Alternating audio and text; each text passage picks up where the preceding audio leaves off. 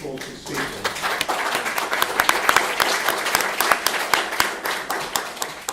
So I told you there's going to be lids up. Yeah? You don't get this in business school, do you? Okay? So the first question is, you're going to have to think maybe a little bit about the future. So before we go any further, my colleagues are joined by, or our speakers are joined by two more people. On the left here, looking very erudite and studious. Now, if I get this wrong, Marina, because my Spanish is small. Marina Abella Otero.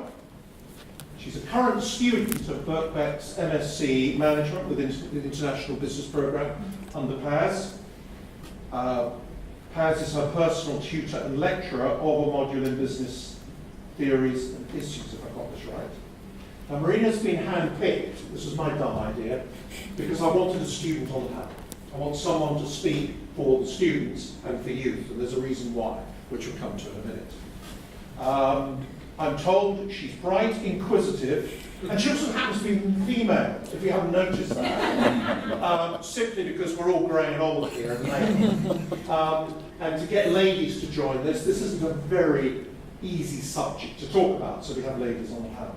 Holder of BA degree in translation interpreting studies from the University of Salamanca, proficient in only 5 languages, and works for a company which manufactures, exports and imports truck parts, which has a leg in the triad, I'm told, Asia, America and Europe.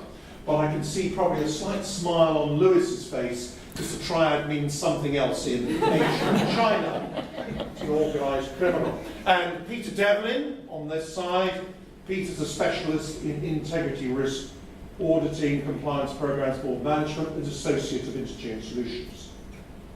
Peter graduated in '73 from the University of Birmingham with an honours degree in mechanical engineering, spent 30 years working with customers around the world and business partners in aerospace, the marine sector, energy and defence sectors. Travelled extensively, lived in Europe, Africa, North Africa, South America, Australia, Far East, all the bad ones, for a total of 50. He only speaks French, Italian, Spanish, Portuguese, and Japanese. So we're getting to a sort of fairly international panel here. He's a former member of Transparency International Defence Industry Anti-Bribery Forum, participated in the formation of UK Aerospace Defence Industries Anti-Corruption Forum, speaker at the first UK Aerospace and Securities Industry Anti-Corruption Conference. Now we're coming to the exciting bit, which by my Fitbit tells me I've walked nowhere tonight. I've got the notifications on, so if you see a flash on my telephone, it's my wife calling. So I'll put that down there because it does tend to flash. And now it's a chance to talk to our panel. But before we do that, I'm just going to ask, firstly, Marina, have you got any comments on what you've heard? Well, comments, not questions, because I've got both. You can have both. Comments from a student point of view and from a less experienced, obviously, point of view in a professional world. I didn't quite know to what extent this is a problem. Actually, one of my questions to Alexander was going to be, I was faced with a question last trimester in which I had to write a dissertation on can organisations behave ethically, and my answer in the end turned out to be yes. I do gather from your talk that really, no, it is no organisation currently can actually say we are ethically compliant. Good question. Did you already hear the question? Yeah. You can turn on the, is the mic turned on? Yeah, I think it is, yeah. Yeah, I think every business, at some point, you're always vulnerable to criminality, for example, or to someone somewhere in your supply chain doing something that is unlawful, unethical. You cannot 100% prevent that.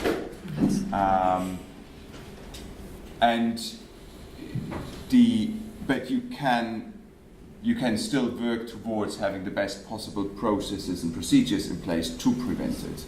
And you can have processes in place that allows people to speak up when they feel something is going wrong in your business. And I think we see plenty of businesses that actually fire the people who speak up, because they're the difficult ones. At the end of the day, they might expose you to an embarrassment. Whereas, you can also deal quite openly with problems in your supply chain, and we actually seen sort of some interesting change. For example, people like Adidas now publish their supplier list. So they say, these guys are our suppliers. If you are an NGO and you find problems in one of those, you can tell us, right? And equally, if you work for someone and you're stitching Adidas labels on stuff and you're not on that list, tell us. And so it's this transparency doesn't necessarily solve problems, but it is an enabler that's necessary. That helps, yeah. Okay. Peter, you heard all of that. Yes, I think after listening to Alexander, I'm worried about how many slaves I'm responsible for. And after listening to Lewis, I'm retrospectively scared about some of the people I used to meet overseas, agents and intermediaries. Okay. Well, just while you think of a question, I'm going to start with Alexander. I've got a question for you. Okay. Firstly, I don't know how many slaves I've got kids, I guess. Alexander, you mentioned something quite interesting, and that is the Modern Slavery Act, which you elucidated quite clearly, the fact that it doesn't have much punch in it for companies, other than perhaps reputation statement. So what is it you would like to see in an amendment to the Modern Slavery Act that might give it some teeth? So first, I'm torn about the Modern Slavery Act, because what I've also seen in, for example, places like Brazil, where you have very clear punishment for slave labor in your supply chain, it also means companies go instantly into legalistic defense mode, because they have to, right? You don't want to be prosecuted. So in that sense, I'm torn about the Modern Slavery Act, whether no penalty, very soft business collaborative approach was actually appropriate for the first few years. So it came out 2015, and now we can sort of say, well, actually 5 years later, if you still don't bother and if you're still willfully ignorant, then maybe we should have some punishment now. So I'm not as clear on my standpoint on it as I sort of voiced during the presentation. But I think definitely include the public sector. The public sector must be included. I mean, if you work in infrastructure and the public sector says, I don't care, how can you tell your CFO to put a penny into modern slavery prevention if your by far biggest customer says, I don't care? I think there's also a really big problem around the rule of law. If you have a law that so many businesses just decide to ignore.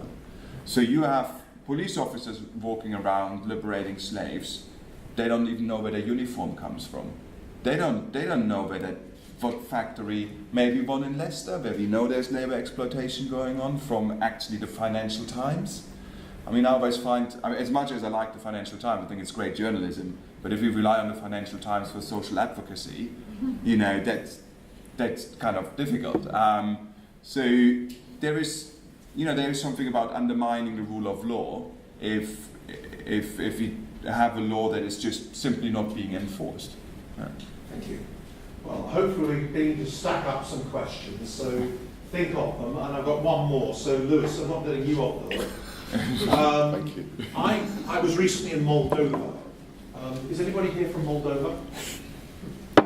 Now, I wouldn't recommend it for a holiday, but it's an interesting place.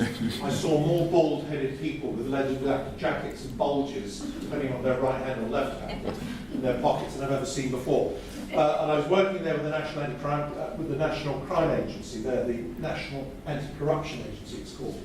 And one of the criticisms that they came up with, they were talking about companies, because I was there to help them to formulate a strategy to deal with businesses. And because they're very worried about international businesses coming into Moldova and trying to persuade Moldovan businesses to behave naughtily.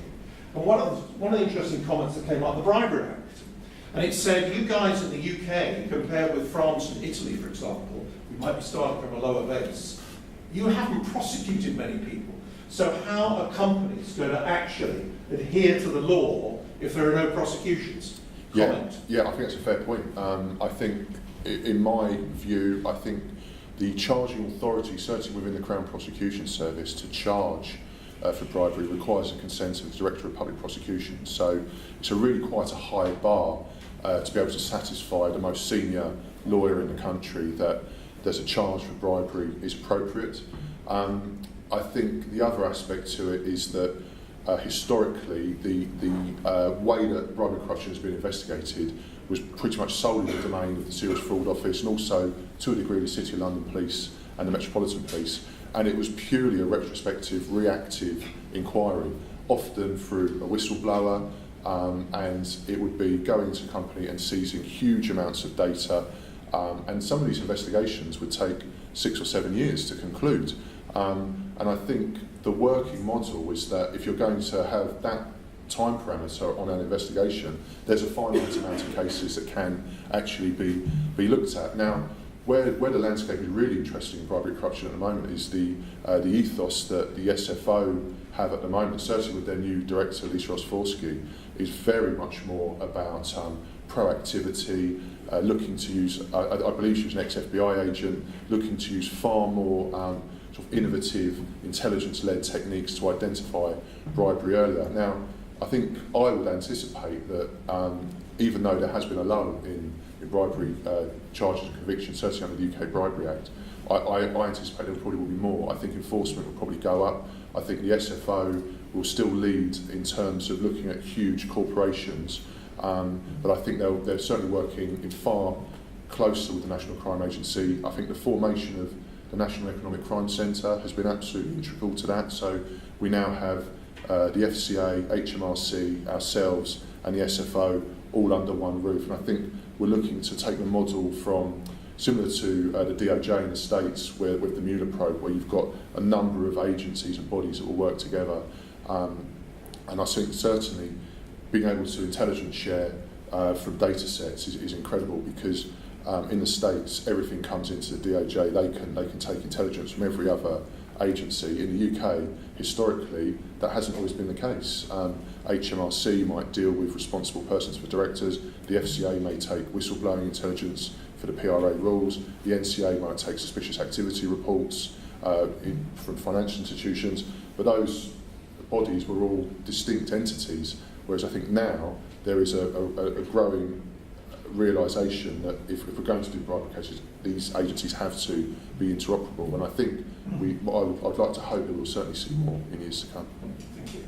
Well, I think it's now time for you guys to ask some questions, but I think the thing that more interesting, I hope you'd agree with me, that was a pretty fascinating discussion. Let's kick off. Companies now, particularly those of you either in companies, about to enter companies, studying at the moment business studies, going into companies, the standard we have a policy on anti-corruption has really got to be reviewed, because this is quite a serious subject that people actually have to smell the coffee. So, without further ado, do we have a microphone on the Yes.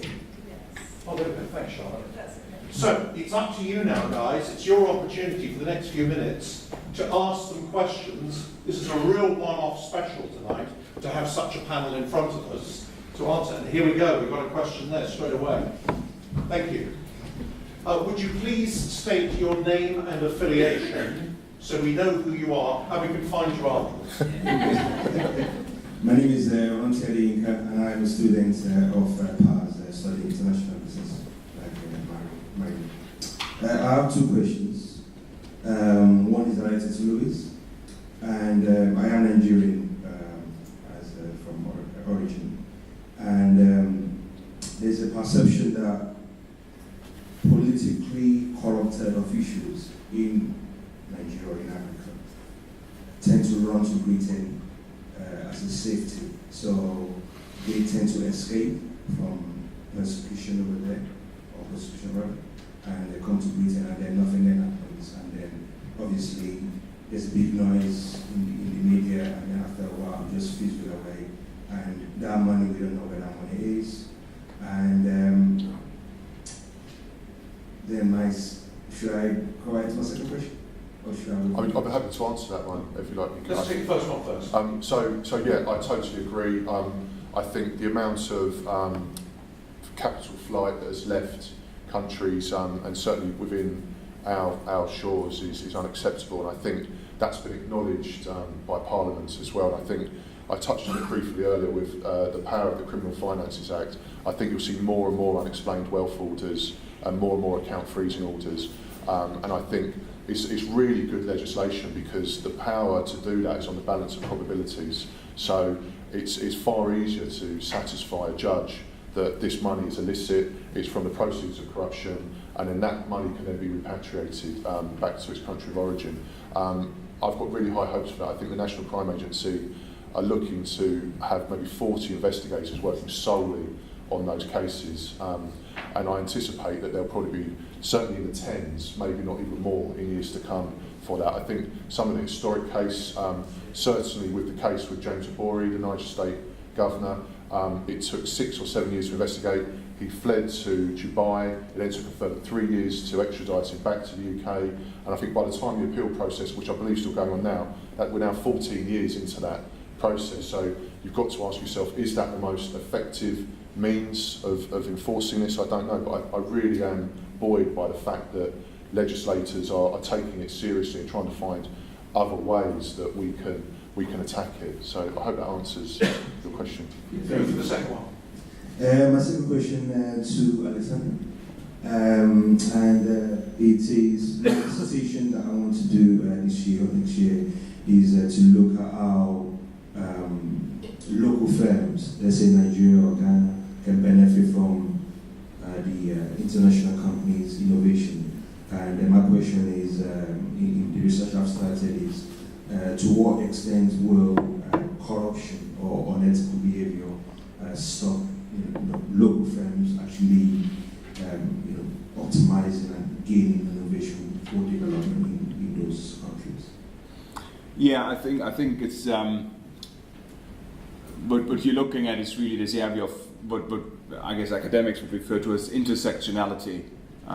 So we know that a lot of the sustainability problems are very closely connected. So corruption, slavery. Actually, we know, for example, if slaves were a nation, it would be the third largest emitter of CO2 because slaves live very unsustainably environmentally as well. So a lot of these sort of sustainable development goals link quite closely. Well, I would have less of a developing countries point of view, but when you look at car washes in the UK, go to France and Germany. There are no manual car washes; they're automated, and it works in the UK because you have businesses that undercut a legitimate economy. So that legitimate economy cannot compete against this unbeatable business model of paying people nothing, right? And I think that's where it prevents innovation because you can't beat that business model. I guess corruption is even worse. There's somebody who has a vested interest in you failing because there is already a business model that works for someone, and so if you have some sort of disruptive innovation, you're a threat. And so I think it's very hindering, absolutely. Yeah. Whether international corporations necessarily help, or if they just sort of put a new framework on them, I think it will be really quite worthwhile. Let me know what you find. Other question? Hi, my name is Brian. I'm also a student here, working with PAS. My question is, does Brexit provide an opportunity or a hindrance to the issues that we've spoken tonight, both from the UK perspective, but also from the EU perspective? Who'd like to take that first? Well, I know I don't think I have to declare conflict of interest as a continental European citizen who's also now British. It's a really interesting question. What we know from modern slavery is the criminalization of migrants is a clear enabler for exploiting them. Because that's the easiest way, right? Go to the police; they could just go and deport you, right? So it gives you instant power over migrants who are not clear about whether their migration status is lawful or not. I guess there's a lot about sort of agency disruption, information exchange that's going to be more difficult in the future. I think that's probably something that's more for you to comment on. So I think in answer to your question, some of the intelligence analysis we've been looking at is we anticipate that, I think even depending on how the UK leaves the European Union, if at all it does, but we anticipate that there will be a lot more politically driven reporting of corruption from one side or another, maybe trying to frustrate trade deals or looking to support trade deals depending on where they are. I think that's certainly a high risk. I think that if there are going to be significant trade deals done in the BRICS nations, that I think that it will be a very, very interesting time, certainly from the corruption landscape and how reports does. So yeah, I do believe it will probably be really quite interesting from that. I suspect there will be politically motivated reporting that we would receive. Yeah. Really, you work in a company which sells trucks from Spain. What would be your perspective on it? Well, we've. I was hoping I didn't have to answer the Brexit question initially.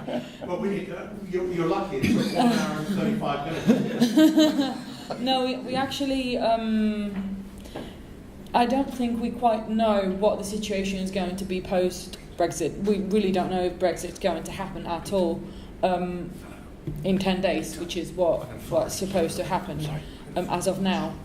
From our point of view, what we're doing is preparing for the worst case situation. Worst case scenario is what we're preparing for, and we'll certainly take it from there because we can't afford to not be prepared or rely on the situation to fix itself, and then all exports, all imports will go without any problems. We know there will be issues. We know there's going to be a huge cost for us because customs are going to be. You have to take it in account.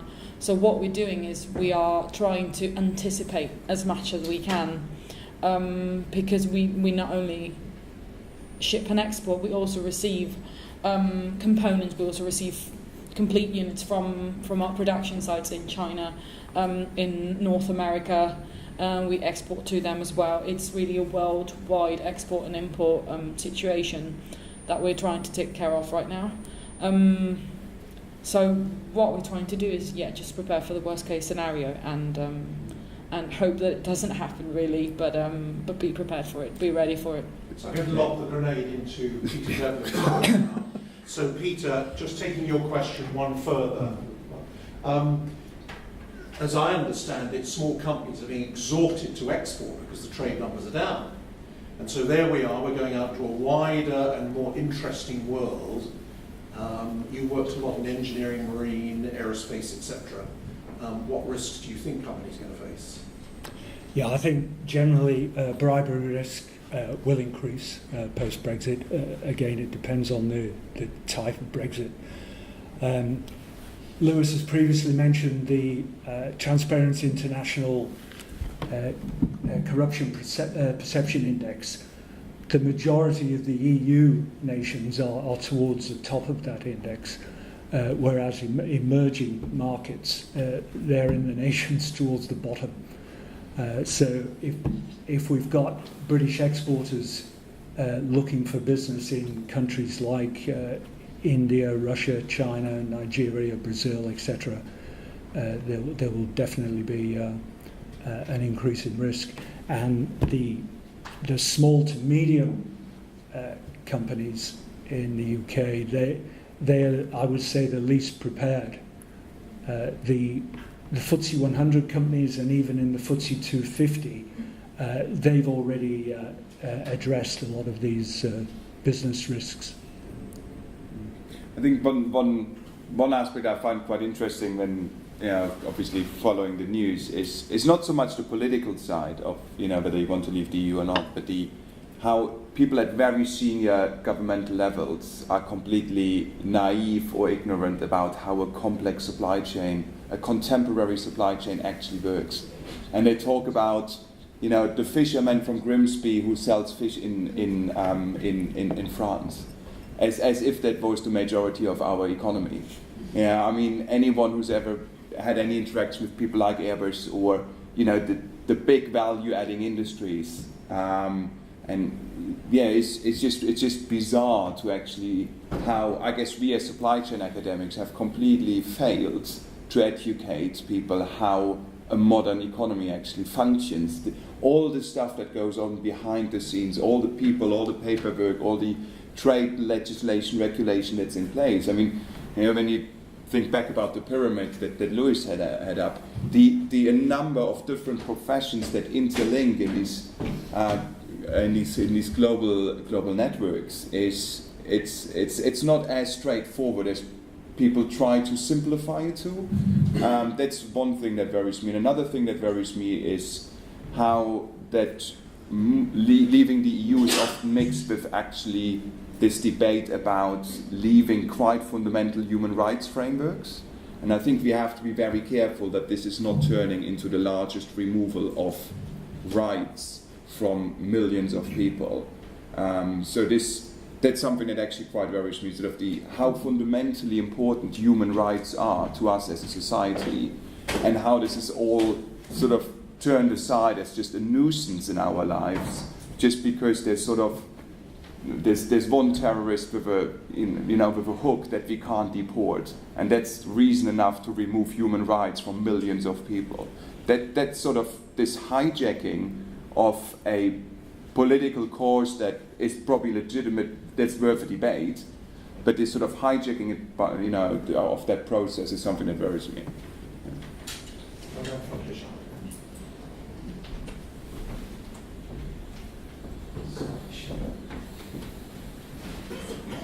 Hi, Richard Birch, currently unemployed. Just to come back to that point about human rights, I'm less worried about that.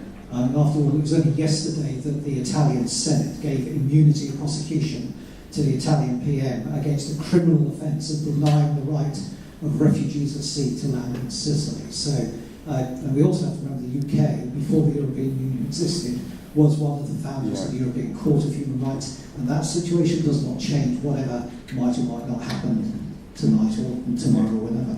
I'd just like to ask a question about the interrelatedness. You've spoken very eloquently and quite rightly about slavery, but we could equally have well had somebody here talking about falsified medicines, about international wildlife trade, and the fourth big, illegal substance, which is illegal drugs themselves. And these things are all interrelated. And I wonder to what extent you feel companies are able to deal with that level of interrelatedness between those products and you as law enforcers. And the second thing is about legitimate trade, and it's not about where your suppliers are coming from, it's where your goods are going. At one time in my life I was involved in the issue of talking about dual-use products, particularly in weapons of mass destruction, and one of the classic sort of open examples of that is a particular type of steel which is only used for two purposes. One is golf clubs and the other is making centrifuges for the enrichment of uranium. So the reason Iran was clearly enriching uranium is because it didn't have a golf club industry. So the question is, how do suppliers and companies not only guard about upstream, but guard about the downstream use of their products, particularly when they have potential dual use? I'm more than happy Lewis, to. take the first one. Yeah, absolutely. I think I touched on it earlier, where certainly there's a finite resource that law enforcement in the UK and beyond has, and where the NCA's had real successes. The NCA was formed under the Crime and Courts Act in 2013, and it gave the NCA a power to share through an information gateway with private industry. And we've seen the setting up of joint money laundering intelligence task forces, and that model between private and public information sharing is growing, and it's really, really successful. It really helps to counter the threat. So I believe that in years to come, that will be an absolute pivotal part of trusted information sharing. So I'll give you an example around wildlife supply. We receive suspicious activity reports of that very thing happening. For us to have got information in that jurisdiction probably wouldn't happen because they weren't particularly friendly to us. So historically, that would have been it. War would have gone up, and then we'd have shrugged our shoulders and gone. However, the banking industry was able to go in and say, oh, okay, we can tell you who the end supplier is for that on an intelligence-only basis. From that, we identified those individuals, and we were then able to put other disruption techniques, which we wouldn't historically have been able to do without the information that was held in private industry data sets. By the way, Richard, all those wonderful things were on my original menu, but we couldn't get last week. No. Would you like to handle Yeah, upstream and downstream supply chain? absolutely love that question because I guess in the end it all goes back to this wonderful English legal concept about what's reasonable.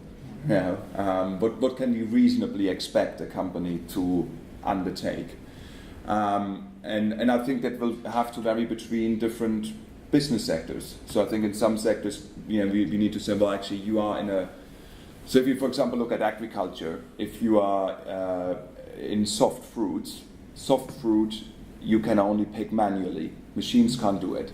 And so it's seasonal, so you have a workforce that you hardly know, you use gang masters, so it's super high risk. So of course we can, I think it's reasonable to say, well, we would expect you to undertake way more due diligence. You're the expert for that, so you can discuss it as well. But then whereas in dairy, for example, you have a more permanent demand throughout the year, a more permanent workforce. It's more closely monitored because actually you have animal welfare that's better monitored than workers' welfare. Dairy you have a lesser exploitation risk than in soft fruits, and so and so I think we need to adjust for that. And also feel for the other point you were making about, if you're studying engineering and, you have got some technology and you never had a lecture on human rights due diligence, right? And it's just you're setting up a business and suddenly people ask you all these questions. They're asking you that you're committing the most horrible crimes in your supply chain. I think this £36 million turnover threshold in the modern slavery is actually quite good. That's the definition. I think it's the definition of a larger, medium-sized enterprise is 36 million. Sort of drawing a line at some point, we say, well, actually, if you're smaller, we don't expect you to undertake the same effort as if you're a larger company. But I think, we need to have a more nuanced approach based on the risk exposure that businesses have, because they also have a lot of other things to deal with, like wastewater and biodiversity and so on, depending on which sector they're in. What I find interesting with responsibility is, for example, you already as a business have responsibility for where your waste goes, right? So even if you outsource the waste disposal, if that ends up in Italy and they just dump it somewhere, you are still legally responsible if your name is on it and they can track it back to you. So interesting. So there are already supply chain concepts where we accept that continued responsibility, but we don't accept it for other issues. But I think there would be a very worthwhile, probably slightly more theoretical debate, but would be, I think, really important by practitioners to be part of that, about which parts of our supply chain should we have that enhanced responsibility and in which areas should we not. Peter, you face this for real in engineering, aerospace defence, in compliance. Do you have a view on this, and what sort of things, particularly for the students here who are studying this, what sort of regime should be in place to protect a company in these areas of risk, in particularly the sales side? Yeah, I think the first important thing is to do a careful risk assessment, and obviously we talked about emerging nations and those high-risk countries. There are high-risk sectors such as the extractive industries, aerospace and defence, financial services, and associated with the higher-risk countries, you generally have the use of advisors or in some kind of intermediaries. So you, particularly in those areas of the world, you need to do a careful risk assessment and then look at risk mitigation. A basic form of risk mitigation is you do a careful due diligence on any intermediary, and of course the ultimate risk mitigation is you may decide to withdraw from that sales opportunity. Thanks. Any more questions? Yes, on that, please.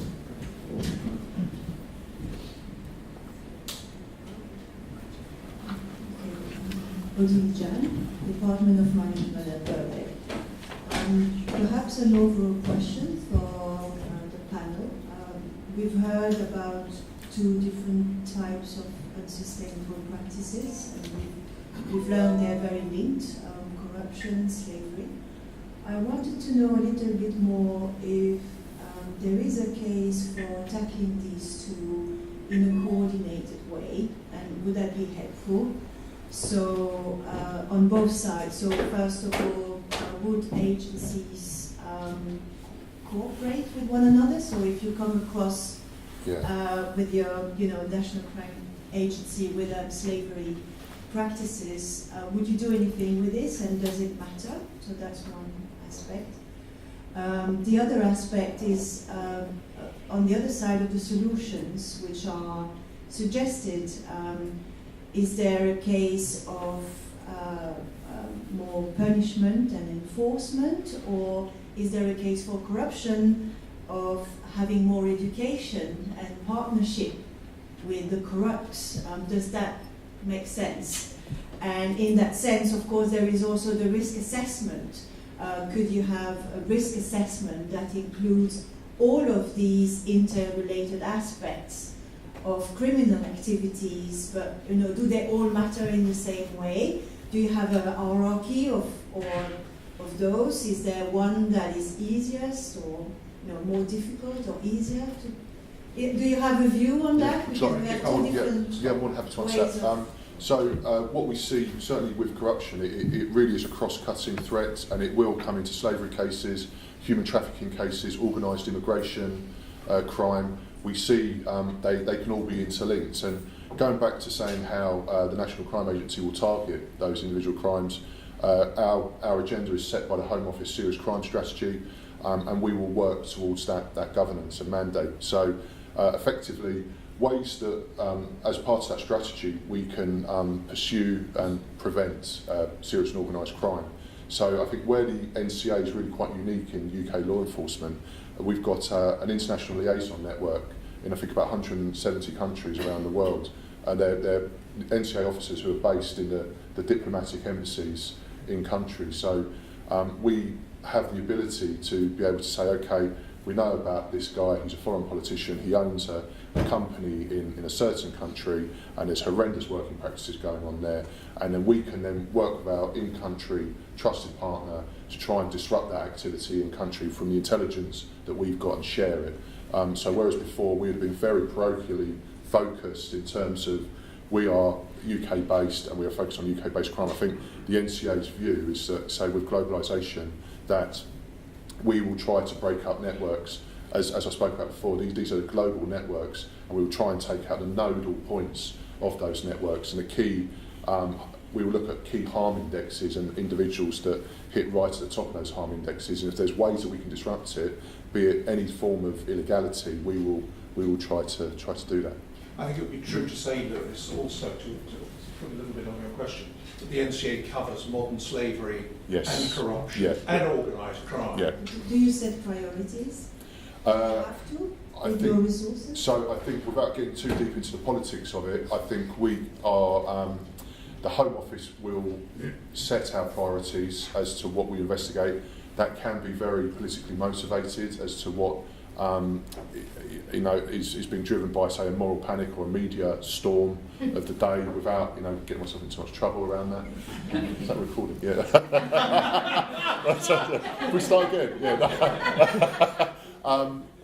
So yeah, unfortunately, I think obviously it really is interesting. I know the sort of Pelian principles of law enforcement was that the police were supposed to be apolitical and beyond state. However, that's changing in virtually every country, where state intervention into law enforcement is really a growing, creeping issue, and maybe not for the worse, not for the better. I can't answer, but it really does mean that we are being guided as to what we will investigate by government. I think just an addendum to what you're saying, and I'm going to pass this to Alexander, is there are a number of acts now in the UK which put the liability of an offence onto the corporate offence. You've got the Bribery Act, the other acts, but the lack of punch seems to exist in this modern slavery act. You talked about punishment, which is what I'm picking up on. And there is an imbalance there that whilst it's prosecuted and may be prosecuted, one thing leads to another. There's an imbalance in the way that corporates are punished or dealt with. Do you want to comment on that? Yeah, I think as it links back to what we said earlier, I think you can't just throw a new human rights topic out there in the business community and then say, you know what, I have a really tough punishment if you don't comply with this, starts now. So there needs to be this education. But so when you look at the Modern Slavery Act, it was actually a lot of businesses that were pushing for it because they were saying, look like what happens in modern slavery, but I don't think exists necessarily in other sustainability problems, is you have a first mover disadvantage. So you are investing in a supplier, you have this longer term relationship, you're improving their practices, you educate them, and then they can sell to all your competitors, right? And so what are you going to do? Build up another supplier. So you're investing this money into developing your supply chain, and your competitors don't have to bear that cost. So I think that makes it different. Yes, there are companies that will charge a premium for having an ethically superior product, but not everybody's willing to pay, £4 for a bar of soap at Lush. Right? That's a small part of that particular sector, but that doesn't mean you lift the supply chain practices in that sector just from a few companies who are doing the right thing and who are carrying the cost. So I think, it needs a bit of both. Yes, the education needs to be there, the support needs to be there, but if people just can't be asked, then it might need a little bit of propping. Yeah. One short, quick-fire question, and I'm going to fire right across the panel. Rob.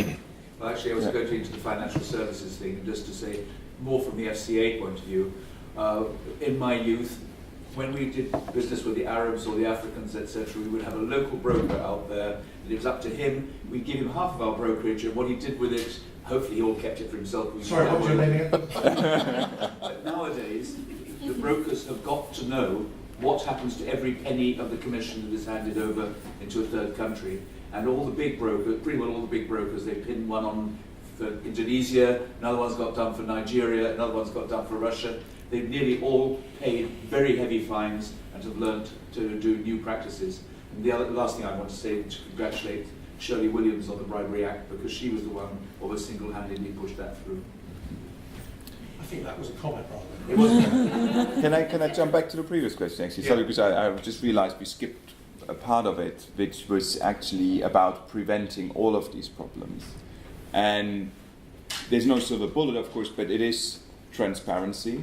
It's about dealing openly with problems instead of pretending that you have no problems in your supply chain, because everybody's got problems in their supply chain somewhere. So I think that's sort of how do you deal with problems in your supply chain, how do you interact, what sort of business culture I think has a huge impact there about do I care about the people that work in my distribution center, or are they just, whoever. So I think so there are practices that address all of these issues together. I'm going to have Chairman Scott one last question to Marina. Yes. Last ball heading your way. Right.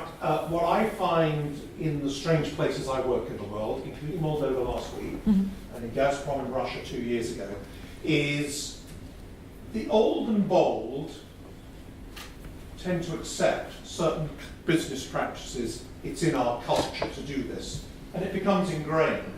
But I find increasingly youth pushes back on this. So my question to you, Maria, very briefly, you've got 2 minutes to answer this one, is as a young person in business, and I'm not trying to be patronising here, how do young people feel about this, and what's their drive in business ethics to do the right thing? That was actually going to be one of my questions to the panel members as well. How do they think what we like to call millennial lobbying is affecting businesses? Because it's almost more important than government. We almost create viral news to be the main topic, as you said. It's very politically driven. From my point of view, I'm a person who likes to think that they like to be ethical, they want to be ethical, they're looking towards going into a management position and from a decision-making point of view, try and be ethically driven. I personally deal with our Russian agent. We'd have an agent in Russia. We would not deal with companies per se. We have an agent, and then they deal with the rest of them. I always want to know what the conditions are in the warehouse in Russia, who I'm speaking to. I try to build a relationship because it always counts. Building a network, having trust, knowing the person. And then from an experience point of view, to my superiors, to top management, to people that are above and beyond, I try to understand their strategies and very often challenge what they're saying with what I've learned, because obviously I feel very often that we are, during the lectures, we are being told how we need to be as the next generation. This is theory, so obviously it's not 2 years from now, it's 50 years from now, it's 100 years from now. What we have right now is going to change very soon. People retire, and so next generation we are being told what to do, and we have to challenge the current bosses now. I hear that around the world. I mean, it's interesting you should comment like that. Is there a 30-second wrap-up from any of the panel? I'll start, Peter. 30 seconds, and I'll cut it straight away. I'd endorse your point about the younger generation. I think major British companies are seeing the younger sales managers don't want to deal with agents and advisors in any sort of intermediary in a high-risk country. The other thing about the younger generation is, even if they're making a modest investment in equities, they look very carefully at the ethics of the company they're investing in. Yeah, I think there is hope. I think that I think it's a question of how do we make sure people can speak up, how people can actually challenge bad practices, and I think that's certainly changing. I think it's a generation where we see much more. It's the norm to have transparency, the norm to be allowed to speak up, and I think that's very crucial for that change. Any last point? Yeah, I completely agree with you. We've been raised from primary school into an education where you need to be more open, you need to be more tolerant, and you need to challenge and question and be critical. And I think that will help us as the next generation, hopefully, of management. Yeah, I totally agree with that. I think the younger generation see through populist rhetoric, and I think political debate in years to come as this generation grow older will see that. It's a very savvy generation, and yeah. Well, we wrap up because now I'm holding you for a drink and something to eat. I'd like to thank you very much for your attention. I hope it was useful. It's difficult to summarise all of that. I'd just like to make one point before leaving, if you didn't pick it up. I asked you at the beginning how many people had a smartphone, and you all said yes. And companies, people working in companies, employees working on the outside of companies, forget the power of that creature in terms of its ability to communicate in nanoseconds around the world, be it corruption, be it youth issues, be it in modern slavery, be it indeed in corporate. And these things are deadly from a corporate point of view when misused, and it's changed the whole paradigm of how things are found out. One piece of encouragement for the gentleman there that asked at the beginning, Mr. Modi, who makes gold, who came from India, was arrested this morning, appeared in Westminster Crown Court, Magistrates Court, charged with running away from India. He was India's most wanted man. He's sure wanted now. He's having MacD's in the police station somewhere near the Metropolitan Police. I have nothing further to say. Paz, thank you very much, and thank you, Birkbeck. But most important, thank you to our panel, our speakers.